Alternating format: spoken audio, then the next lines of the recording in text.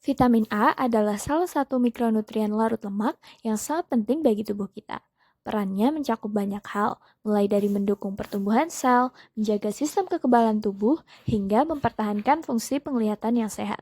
Dalam tubuh dan pangan, vitamin A tidak hanya hadir sebagai satu bentuk, tetapi terdiri dari berbagai macam bentuk, dengan bentuk utamanya yaitu retinol dan retinil ester.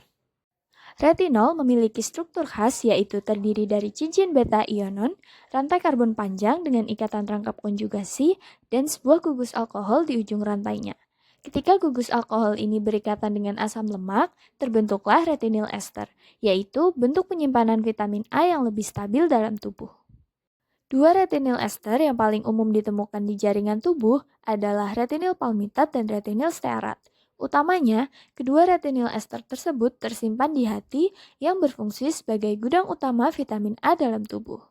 Metode yang digunakan untuk analisis vitamin A dalam Farmakope Indonesia edisi ke-6 adalah kromatografi cair kinerja tinggi atau HPLC. Metode ini dipilih karena mampu memisahkan dan mengukur kadar vitamin A secara spesifik dan akurat. Metode yang dipilih HPLC, fase gerak N-hexana-P, fase diam C18, ukuran kolom 4,6 mm x 15 cm, detektor UV 325 nanometer, laju alir 1 ml per menit. Tapi, kenapa ya metode ini menggunakan pelarut dan kolom yang sama-sama nonpolar? Jawabannya terletak pada sifat kimia vitamin A itu sendiri. Vitamin A, baik dalam bentuk retinol maupun retinil ester, memiliki struktur rantai karbon yang panjang serta memiliki banyak ikatan rangkap konjugasi.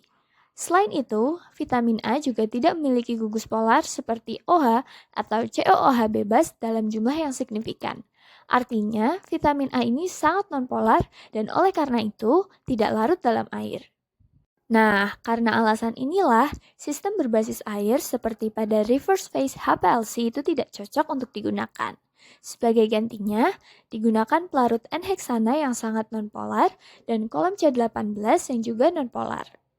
Meskipun terlihat tidak biasa, pendekatan ini tetap efektif karena vitamin A larut sempurna dalam N-heksana, tetap berinteraksi dengan fase diam C18, serta dapat dipisahkan berdasarkan tingkat nonpolaritasnya. Misalnya, retinol dan retinil ester seperti retinil palmitat akan menunjukkan waktu retensi yang berbeda karena keduanya memiliki tingkat interaksi yang berbeda dengan kolom. Setelah kita mengetahui mengapa metode HPLC dengan fase nonpolar digunakan, sekarang kita akan masuk ke tahap analisis kualitatif. Analisis kualitatif bertujuan untuk mengidentifikasi apakah vitamin A benar-benar ada di dalam sampel. Caranya yaitu dengan membandingkan waktu retensi dari puncak yang muncul pada kromatogram sampel dengan larutan baku vitamin A. Jika puncak pada sampel muncul pada waktu yang sama seperti standar, misalnya retinil palmitat, maka dapat disimpulkan bahwa senyawa tersebut memang vitamin A. Setelah vitamin A teridentifikasi, tahap berikutnya adalah menentukan berapa kadarnya dalam sampel. Tahapan ini disebut analisis kuantitatif.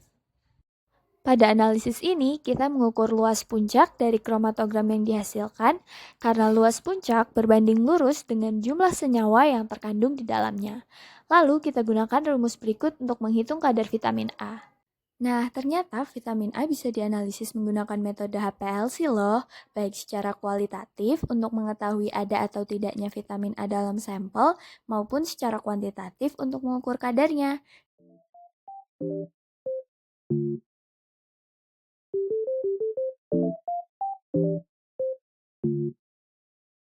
What the dog doing?